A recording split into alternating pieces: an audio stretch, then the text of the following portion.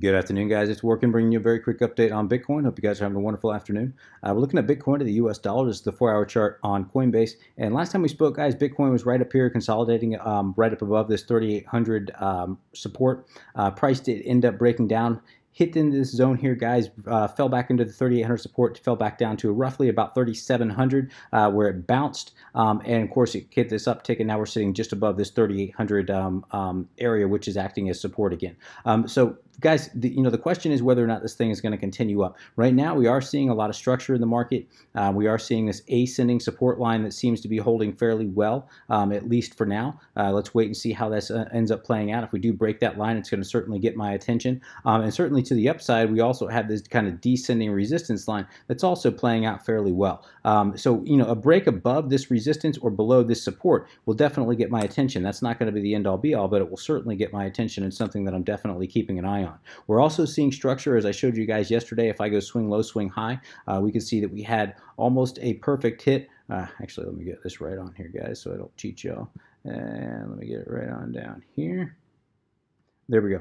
We can see we had this perfect hit right off the 618 fib, and then price just took off right above that 3,800 support. And of course, then it came back down, as it always does, for the retest. And if we zoom into this microstructure, where did we get that retest? In other words, how far did price retrace? Again, we go swing low, swing high on this little microstructure here, and what do we have? We see that price perfectly hit right at that 618 fib level. Now, we had a little wick below, but the body hit perfectly right at that 618 fib, and then, of course, we had this nice little bounce. Now, we didn't have an impulsive bounce up. In other words, this is really kind of an epic battle between the bulls and the bears. The bulls are trying hard to break up above at least this zone here and take out this high of this structure right here, and the bears are fighting hard. We can see with these wicks to keep it pushed back down, guys, and it seems to be consolidating, getting squeezed tighter and tighter here. So I think we should find out relatively soon who's going to win, at least here in the short term. But that being said, guys, if you're as a trader, as I told you yesterday, I would kind of be hands off, just kind of watching and waiting for a new trend. If price does break below 3,600, I think if decisively, not by a wick like we had here, or even a little bit of a body, but I mean, if we have a decisive break, in other words, a 4-hour candle opening and closing well below this 3,600 support, that I think price at that point will relatively quickly fall down into this zone here between 3,400 and 3,250. And I would be looking, if I was looking to enter a scalp and/or day trade, I would be looking to buy somewhere into this zone here and target somewhere into this zone here. So I'd be looking to buy anywhere between 3,400 and 3,250, targeting anywhere between 3,600 and 3,800 if you're a scalp and/or day trader. And vice versa, if price ends up climbing up here, guys, I would be looking to short somewhere in this zone here. We have a decent supply zone up here. I'd be looking to enter a short between 4,400 and 4,315, especially if volume remains low. If we have price come up above here, guys, and enter into this zone with low volume, I'd be looking to short all day long, especially if short positions start to get liquidated. Excuse me, guys. And of course, down here, I'd be looking again to enter into a day and/or scalp trade. Now, if we do have price come up here and shorts start to climb, or if volume starts to climb as well relatively quickly, at that point I don't know that I would enter a short. Remember, you want to take you don't want to look at any one piece of information. You want to look at all the information and then kind of like a puzzle, put the pieces together and decide what makes the most sense. As of right now, looking at volume, I'm gonna refresh it so I have the most current volume here. Yeah, we're sitting at 4.9 billion on the day. That's very, very weak and very ripe for manipulation. If we come over here and we're looking at the 4-hour chart, we're looking at shorts. Shorts have started to stack here over the last day. Now, it's nothing too significant, but it's nonetheless, shorts are stacking. That being said, if we come over and look at longs, longs also are stacking over the last day or two. So again, guys, it's kind of shorts are outpacing longs for sure, but it's kind of tough to see which direction market makers are going to take this, because either way they go, they're going to liquidate one or the other. So really, it's kind of looking at longs versus shorts at this point, guys, is not very helpful in my opinion. It's just kind of, but that is something that you want to monitor in case we do get a massive split. Now, looking at the daily chart here and looking at our moving average and exponential moving averages, I always tell you to keep an eye on this 21-day EMA. And price broke above here, and that was a pretty good indication when it broke above here. It got all the way up here. I told you that was a good indication of a momentum shift, and sure enough, it did temporarily for about 6 days, almost a week. Momentum shifted very nicely. It rose all the way, all the way from a low here of 3,100 or 31.90 all the way to a high here of about 42.30. So again, not a bad indication as we were talking about. But then we had price break back down, but we never had a daily candle decisively break below this 21-day EMA. We had a body close, but decisively means we have a candle opening and closing, not just opening, not just closing, but opening and closing below this. And we didn't have that. We had a candle closing here. We had a candle opening here. We didn't have any one candle opening and closing below the 21-day EMA. So really, technically, we still have not broken above that.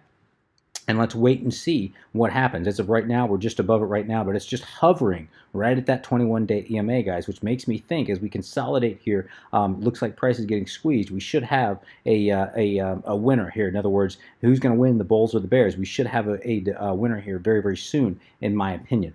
Excuse me, guys. Sorry, guys. I had to pause the video there. Get you a quick drink of water.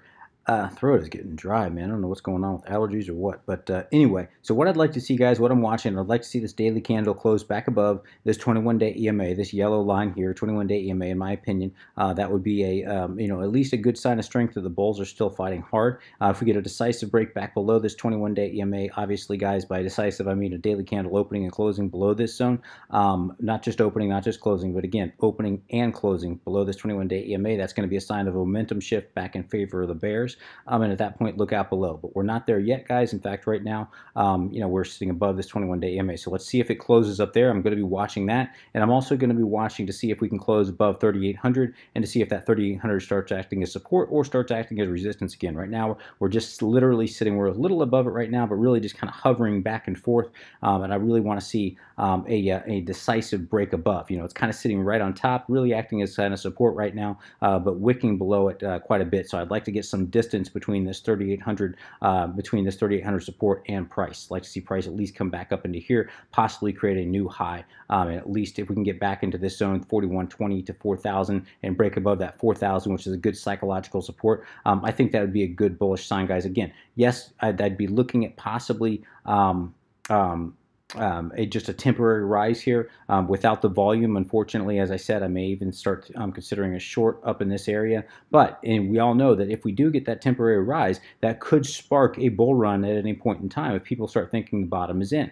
And again, if I look at this from Elliott, and I don't like Elliott Wave, as you guys know, if you've listened to me for any amount of time, I don't like Elliott Wave in low volume markets. That being said, with that structure that we're seeing, with that perfect hit off the 618 fib here, off this microstructure, that perfect hit off the 618 fib there, I think that we may be looking at something along the lines of this, 1, 2, 3, 4, 5, kind of a shortened fifth here. And then, the question is, are we looking at an A, B, and C, something that's going to come down much, much lower, but we did have that perfect hit off that 618 fib, and we know that overall this would be considered a primary wave 1. Remember primary wave 1, that would have 5 subwaves in it. These would be 5 subwaves, and then we'd be coming down for the 2. And we know that the majority of of second waves, the majority of wave 2s hit somewhere between the 50 and the 618 fib level. So that would jive perfectly with what we're seeing here. So we could be looking at something more along the lines of this.